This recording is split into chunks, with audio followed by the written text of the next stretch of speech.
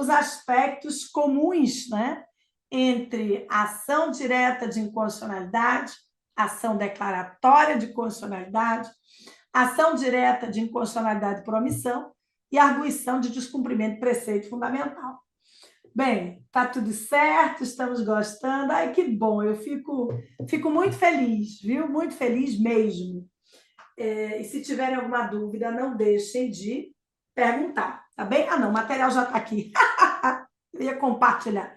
Já está compartilhado aí com vocês. Vejam só. A banca adora cobrar, na primeira fase, o controle concentrado de constitucionalidade, principalmente o concentrado. Aquele que é feito em nome da proteção da nossa Constituição pelo Supremo Tribunal Federal. E aí, turma, nós temos 4 ferramentas principais de realização desse controle concentrado. Nós temos a ADI, a ADC, a ADO e a ADPF. As 4 ferramentas em defesa da supremacia da Constituição. Eu vou começar aqui tratando dos pontos comuns dessas 4 ações. Em seguida, nós vamos conversar sobre os pontos que as diferenciam, né? Quais são os aspectos principais de diferenças entre essas ações, né? Primeiro, os comuns. Me acompanhe. O primeiro deles, a legitimidade ativa. Quem pode fazer uso da ADI, da ADC, da ADO e da ADPF? Os legitimados do artigo 103, incisos de 1 a 9 da Constituição. Esse rol, minha gente, é um rol taxativo, é cobrado na prova da primeira fase com bastante frequência, e atenção, porque esse rol ele é dividido entre legitimados ativos especiais e legitimados ativos universais. Flávia, como assim, né? Como assim especiais e universais? Isso não está na Constituição. Não, isso não está na Constituição, mas está na jurisprudência do Supremo Tribunal Federal. Os especiais são os dos incisos 4, 5 e 9, e os universais dos incisos 1 a 3, 6 a 8. O que os especiais têm de diferente dos universais? Os especiais precisam comprovar pertinência temática para que suas ações sejam recebidas pelo Supremo. O que é a pertinência temática? É a relação de harmonia que deve existir entre o objeto da ação e o interesse do grupo, da classe, da categoria, do Estado. Por exemplo, sob essa ótica aqui, dos legitimados especiais. Pode o governador do Rio de Janeiro ingressar com uma ADI em face de uma lei do Estado de São Paulo que em nada prejudicou os interesses, né, da população fluminense?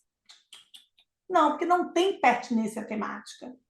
Claro, pode a mesa da Assembleia Legislativa de Minas Gerais ingressar com ação em face de uma lei do Ceará que prejudicou os interesses dos mineiros? Sim, porque aí a gente tem a pertinência temática, tá bem? Então, vejam, para os legitimados ativos dos incisos 4, 5 e 9, a pertinência temática ela é obrigatória, a comprovação da pertinência temática.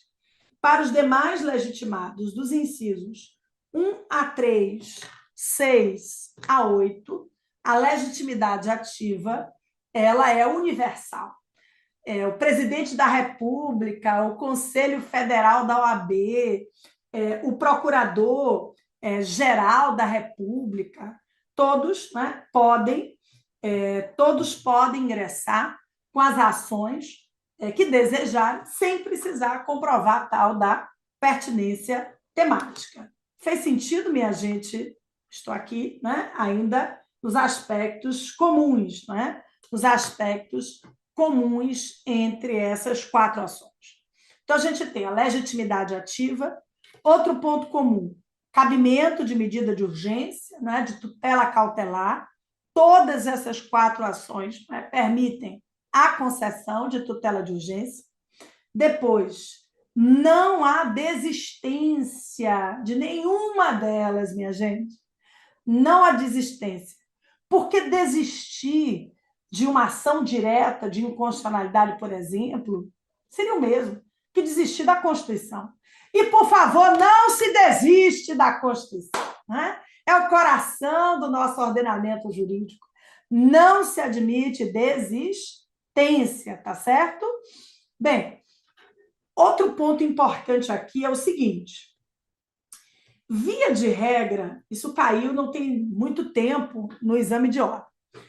Via de regra, observem, deixa eu mudar aqui a cor para ficar mais claro.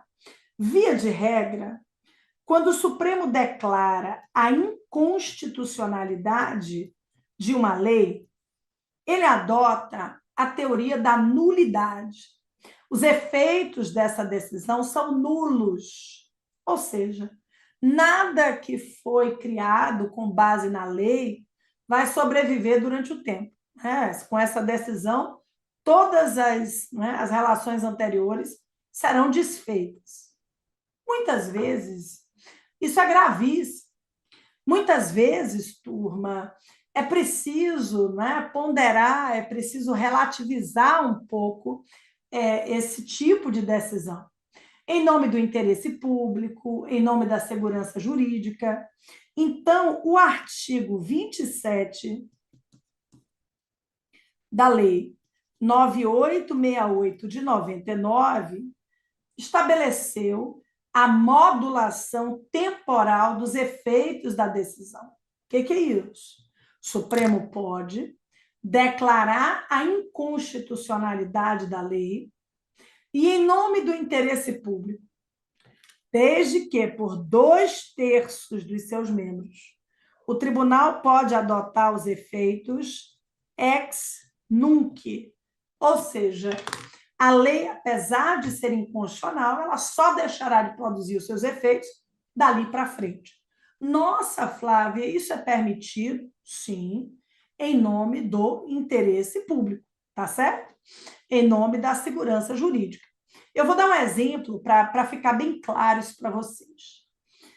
Imaginem que tenha sido criada uma nova lei instituindo um tributo e que o tributo não tenha respeitado o princípio da anterioridade em matéria tributária. O tributo nasce sendo cobrado. Anos depois é proposta uma ADI, e entre a instituição do tributo e o julgamento dessa ADI em face da lei que o criou, nossa, temos aí 10 anos. 10 anos. Turma, prestem bastante atenção aqui. Durante 10 anos, eu não tenho nem como precisar quanto pode ter sido arrecadado, mas estamos aqui, com certeza, na casa de muitos milhões, pelo menos. Já imaginaram se o Supremo diz o seguinte: essa lei X é inconstitucional e eu vou adotar os efeitos retroativos, os efeitos ex tunc. Minha gente, toda pessoa que pagou esse tributo pode agora pleitear a sua devolução com juros e correção monetária. Ora, a gente vive num país que gosta de arrecadar, mas não de devolver. Provavelmente, o que o Supremo vai fazer? Em nome da segurança jurídica, por 2/3 dos seus membros, vai declarar a inconstitucionalidade, modulando, manipulando os efeitos temporais dessa decisão, para que a lei deixe de produzir efeitos a partir dali. São os efeitos ex nunc. Ô, Flávio, quem pagou, pagou. Quem pagou, pagou. Não terá direito à devolução desse valor. Tá bem? Depois, turma, todas as decisões do Supremo em ADI, em ADC, em ADO, em ADPF, geram efeitos erga omnes e vinculantes, atingem a todos nós e alcançam os órgãos do Poder Judiciário e também da administração pública, direta e indireta das esferas federal, estadual, distrital e municipal. Quando o Supremo diz a lei X é inconstitucional, ela não pode mais ser aplicada pelos órgãos do judiciário, tampouco pela administração pública. Mas atenção, por quê? Esses efeitos vinculantes das decisões do Supremo não atingem, turma, não atingem a função legiferante do Estado, tampouco o plenário do próprio Supremo Tribunal Federal. Como assim, Flávio? Vamos lá. Pode, né, o Congresso Nacional criar uma lei com idêntico teor ao de uma lei que já foi declarada inconstitucional pelo Supremo, alguns anos atrás? Claro que pode. Se o Supremo receber uma nova ação em face dessa lei, o tribunal pode mudar de ideia e entender que a lei é constitucional e não inconstitucional? Pode também. Vejam, turma. A interpretação constitucional, ela é aberta, ela é dinâmica. A interpretação de ontem, né, 15 anos atrás, não é a mesma interpretação que hoje com relação a vários institutos. E ainda bem que o direito está em constante movimento. Então, não esqueça, os efeitos erga omnes dessas decisões do tribunal alcançam a todos, e os efeitos vinculantes vão alcançar os órgãos do Poder Judiciário e a administração pública direta e indireta das esferas federal, estadual, distrital e municipal, mas não alcançam a função legiferante do Estado e não alcançam o plenário do próprio Supremo Tribunal Federal. Fez sentido? De verdade? Olha só, antes de prosseguirmos, uma cocadinha para animar aí esse dia de estudo, né? Essa noite para quem está assistindo ao vivo, amanhã, à tarde ou à madrugada, para quem está assistindo a aula gravada, vai dar tudo certo. Olha aí, receba a cocadinha. Estudar liberta, minha gente. Tá aí uma coisa na vida que não é desperdício. Estudar.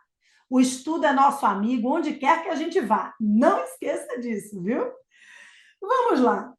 Então, temos aqui aspectos comuns, né? Entre a ADI, a ADC, a ADO, a ADPF. Mas, lógico, que essas ações também, né, se diferenciam. Vamos lá. As diferenças principais entre ADI, ADI, ADC, ADO e ADPF. Começando aqui com as hipóteses de cabimento. Vamos lá.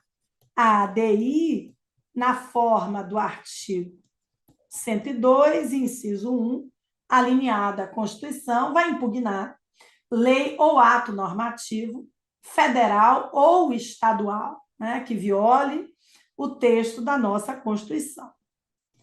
A ADC, na forma do próprio artigo 102, inciso 1, a linha A, visa defender a constitucionalidade de uma lei federal.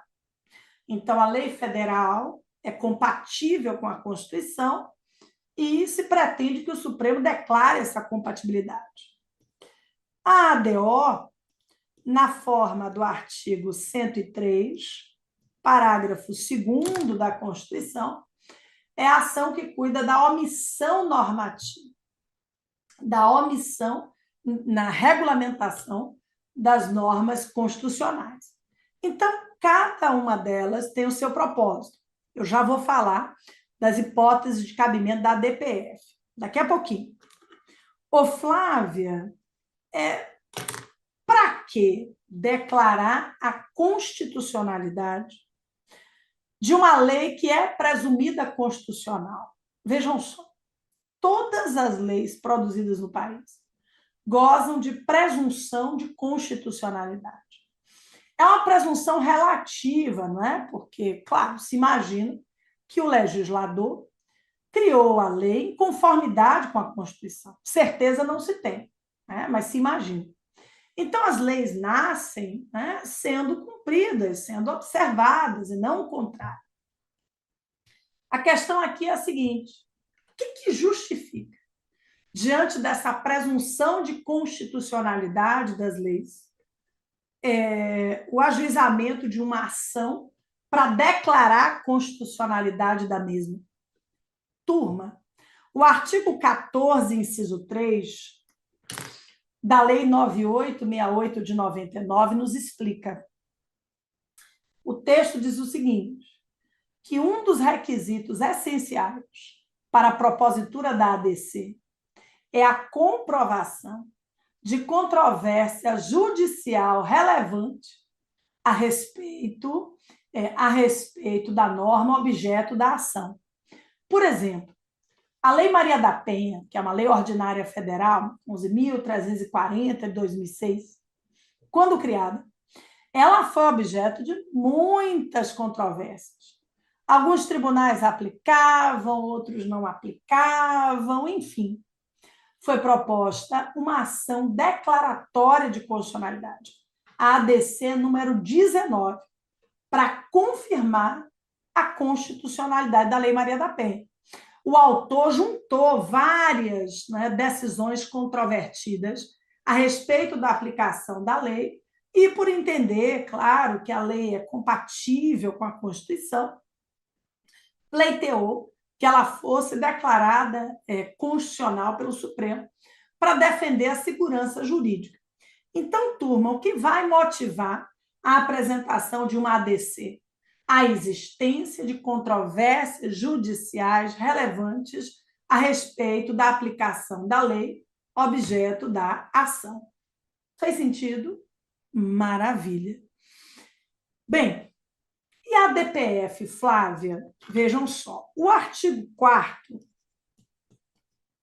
4º, parágrafo 1º da Lei 9882, de 99, que é a lei da DPF, diz o seguinte: só caberá a DPF se não houver nenhum outro meio eficaz de sanar a lesividade. O legislador trouxe para a DPF um caráter subsidiário, um caráter residual. De plano, a gente pode escrever aqui o seguinte: se couber ADI, ADC ou ADO, não caberá a DPF. De plano, a gente já pode dizer isso aqui. Se for cabível uma ADI, uma ADC ou uma ADO, não caberá arguição de descumprimento de preceito fundamental, porque ela é uma ação residual.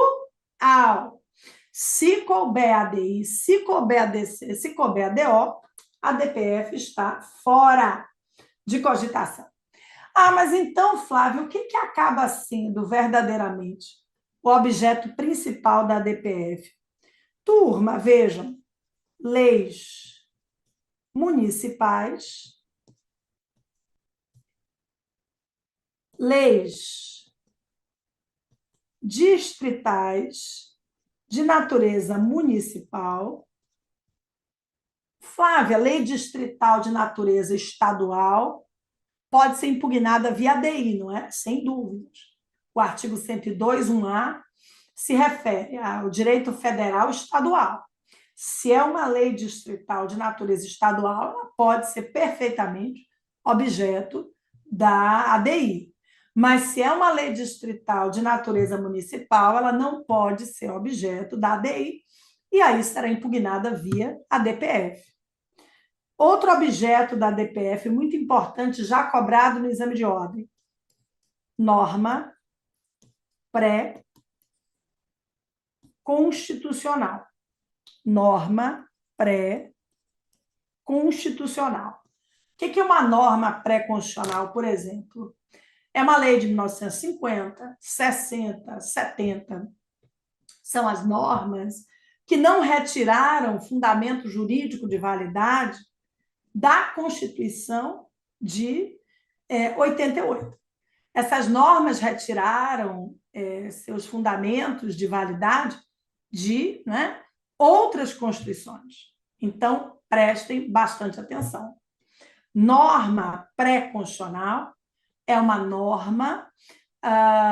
norma que retirou o fundamento jurídico de validade de uma Constituição distinta da de 88. Então, as leis de 1950, 60, 70, 80, setembro de 88, são consideradas pré-constitucionais. Essas normas não podem ser objeto, turma, de uma ADI, de uma ADC. Por quê? Porque a análise sobre essas leis será à luz da recepção e da não recepção. Essas normas pré-constitucionais ou serão recepcionadas ou não serão recepcionadas. E esse olhar de recepção ou não recepção, ele só pode ser feito pela ADPF.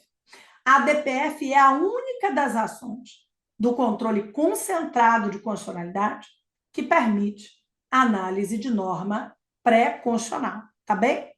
Não se admite no país a inconstitucionalidade superveniente.